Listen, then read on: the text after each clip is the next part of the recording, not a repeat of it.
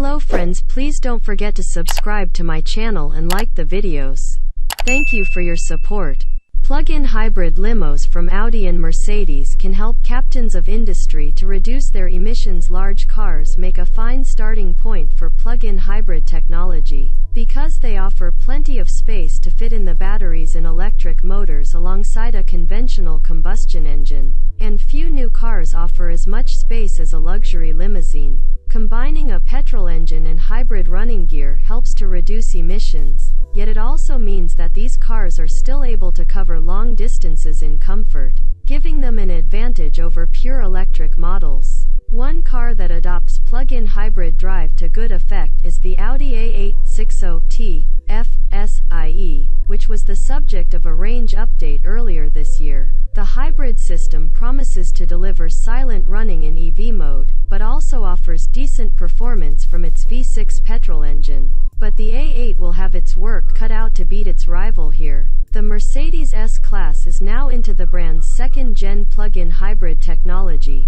so the engine and electric motor system is even more finely honed to make driving as efficient as possible. Of course, hybrid tech is only half the story, because these cars will need to deliver the comfort and luxury that buyers normally expect from this sort of model. We've lined up long wheelbase versions of both, and we'll place the emphasis on the back seats, where comfort and refinement will be especially important in cars that are more about being driven in, rather than getting behind the wheel. The current Audi A8 is the latest iteration of the firm's luxury limousine, and it was given an update earlier this year with new lighting and subtly revised looks. The 60 TFSI is available in long and standard wheelbases, and it's the former that we're testing here in sport trim. Design and engineering constant evolution is a common theme within the luxury car class, and this is something that's clearly evident with the Audi A8. This is only the fourth generation since it was first revealed as the replacement for the Audi V8 in 1994, and the car's conventional saloon shape is instantly recognizable as a result. The most recent set of updates for the A8 were subtle, but saw a redesign of the large grille, although the chrome finish used by the sport model tested here is a little chintzy when compared with the darker look of other trims, while new LED lights, front and rear, showcase the cutting-edge tech that Audi uses. The A8 uses the VW Group's MLB scalable platform, with a longitudinally mounted petrol engine and quattro four-wheel drive on every car. Every version is fitted with an 8-speed Tiptronic automatic gearbox, too. For an extra £4,000 you can move from a standard model to the A8L long wheelbase version. This adds an extra 130mm between the axles to increase rear passenger space, while the additional length is neatly blended into the A8's back doors. For the 60 TFSI, there's a 3.0-liter V6 twin-turbo petrol engine, which is joined by an electric motor for a total output of 456 bhp and 700 Nm of torque. There's also a 17.9 kWh battery, which is located under the boot floor. This has a WLTP tested range of 36 miles, and that's what the car delivered during its time with us in mild weather conditions. Although there is only AC charging tech on board, so the fastest that you can recharge the battery is around 2.5 hours. Given that the A8 is the flagship of the Audi range, it's not left wanting for kit, even in entry-level sport trim. Adaptive air suspension, LED headlights and interior lighting, powered door closure, electric heated memory seats in Valcona leather, 4-zone climate control and multiple touchscreens are all included. The A8L also adds some kit over standard, with heated rear seats and a rear seat remote that allows passengers in the back to control the climate, seats and infotainment via a 5.7-inch touchscreen. Driving cars such as this offer a relaxed atmosphere for passengers in the back, but the Audi is one model that's equally pleasing from behind the wheel. A curb weight of 2,340 kilograms is 60 kilograms less than the Mercedes's, and the A8 feels more agile than its rival. The steering is faster. The car's responses are keener and the Quattro system delivers lots of grip. There's a sense that Audi has designed the A8 to be enjoyed by everyone on board, not just those in the back.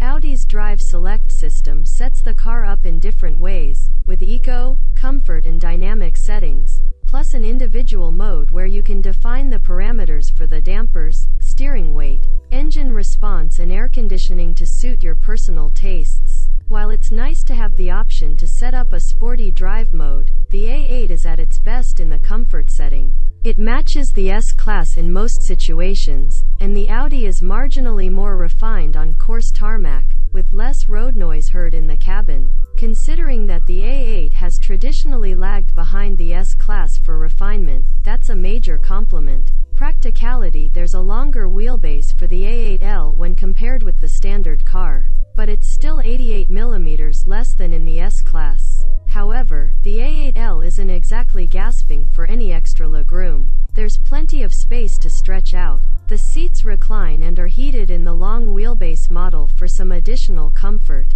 but while the seats are decent, they're not quite as plush as the S-Classes.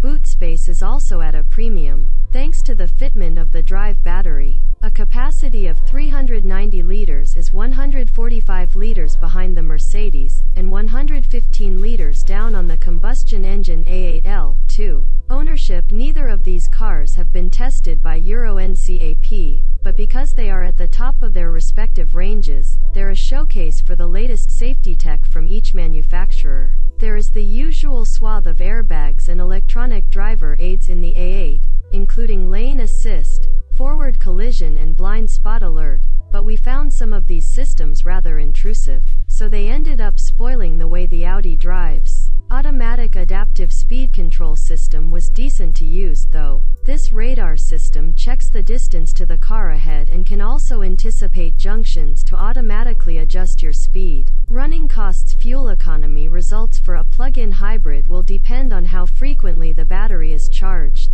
This will happen more often in the A8 simply because it has a smaller pack than the S-Class. Its fastest charge time of 2 hours is slower, too, which might put some drivers off spending time charging it. We tried to run the batteries down in both cars to get a feel for fuel economy once it was flat, and the A8 returned 35.1 mpg. The Mercedes' bigger battery and its eagerness to hold on to its charge meant we never managed to get the battery down to zero, so it managed 60.2 mpg in similar driving conditions. Packaging constraints mean that not only does the A8 TFSI have a smaller boot than the petrol or diesel A8s, but it has a smaller fuel tank, too. It's down from 82 liters to 65 liters. Although the idea is that you make up for this deficit with electric driving. Testers notes, there's energy recovery under braking, but the A8's brake lights illuminate every time you lift off the throttle. It makes you look like a hesitant driver. One difference between the S-Class and A8 is that plug-in drive is only available in the long wheelbase version of the Mercedes. It's badged the S580e and starts from £108,705, making it the most expensive drivetrain outside of the Maybach models. That nets you a car in AMG Line Premium trim, while here we test the fully loaded AMG Line Premium Plus Executive, priced at £118,095. Design and engineering: not many cars set the design and technology trends for a generation of models from a manufacturer. But that's what happens when Mercedes launches a new S-Class. The current W223 arrived in 2020, and with it came Mercedes's latest design language, featuring sculpted lines, a large grille, small headlights and slender tail lights. Overall, the long wheelbase S-Class is slightly shorter than the A8L, but there's little in it and both cars have plenty of presence. The latest S-Class uses the Mercedes MR-A2 platform, which is an evolution of the previous generation model's tech and is scalable, so is also used on the C-Class and will appear under other new Mercedes as they come on stream. It's large enough here to accommodate a hybrid drive system that comprises a 3.0-liter turbocharged petrol engine, electric motor and a 28.6 kWh battery with the ability to recharge from a high-voltage CCS source. The battery offers an all-electric driving range of up to 65 miles. And that's exactly what our car's trip computer showed from a full charge. Inside, the S-Class delivers luxury, but it's not quite up to the high standards of previous models.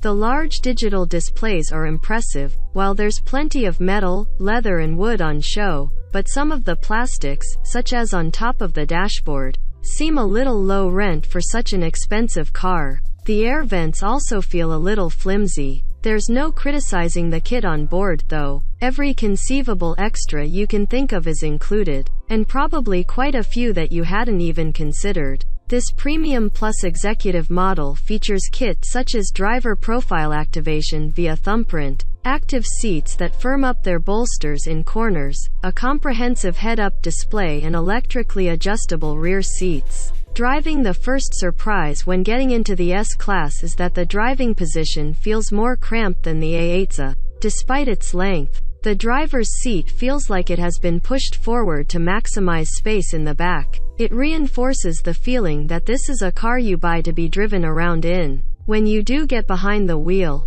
the S-Class feels like a big, heavy machine. It's not as agile as the A8L on twisty roads, and it feels like it fights harder to keep its weight in check when changing direction. Slow steering adds to this, and the car positively encourages you to take things easy. The hybrid system is smooth, but where the A8 feels like it's getting some assistance from the electric motor to boost acceleration, there isn't the same sensation here. A 0 to 62 miles per hour time of 5.2 seconds is only 0.3 seconds behind the Audi's.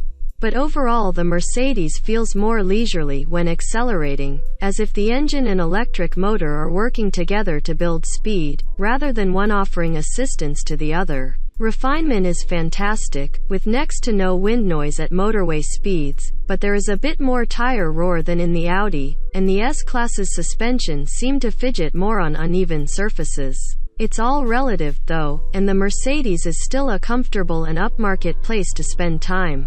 Practicality. While these cars are large, they're designed to carry 2 people in the back rather than 3, so both cars feature a firm, narrow middle seat that's only for occasional use. Flip the back down and you're left with a plush armrest with assorted controls for outer seat occupants to fiddle with. The Mercedes has a pop-out tablet controller that allows you to adjust the seats, LED ambient lighting, built-in window blinds, 4-zone climate control and infotainment, and it's a more comprehensive setup than the Audi's system. The seats themselves are great, with soft leather, plush headrest cushions and support in all the right places, while the nearside passenger seat can be extended to create an ottoman-style bed. Up front, the seats are heated and cooled, while a massage function is controlled via the main touchscreen. Ownership. The S-Class has always been a pioneer for safety kit, and the current car is no different. The digital LED headlights can cast a beam up to 650 meters ahead,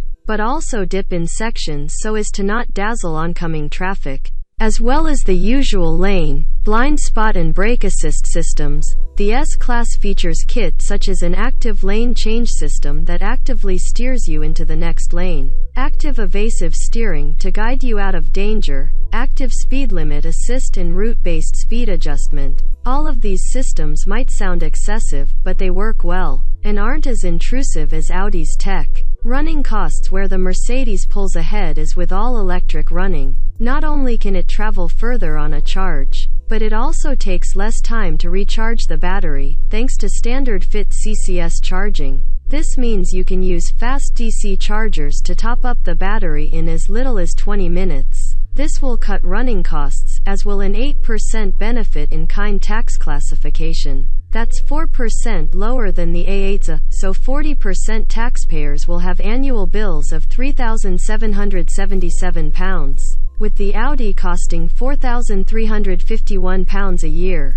In comparison, an S350DL costs £13,714 a year. Testers notes: if you're in the back seats, you can move the front passenger seat fully forward to make space, but the seatback's position obscures the driver's view. The gap between the S-Class and A8 has narrowed so much that it's the little things that make all the difference. The Mercedes isn't the class benchmark that it once was, and if this were a test between petrol or diesel models, then the Audi may have just edged ahead. However, the longer EV range of the S580e is difficult to ignore, which gives it the advantage here. Evolution has helped the A8 turn into a strong contender in the limousine class. In terms of passenger comfort, it matches the S-Class, while it's a more engaging car to drive, too. However, the plug-in model can't equal the Mercedes's range. While the cabin isn't quite as special, it feels like an upscaled A6, whereas the S-Class's quality filters into the rest of the range.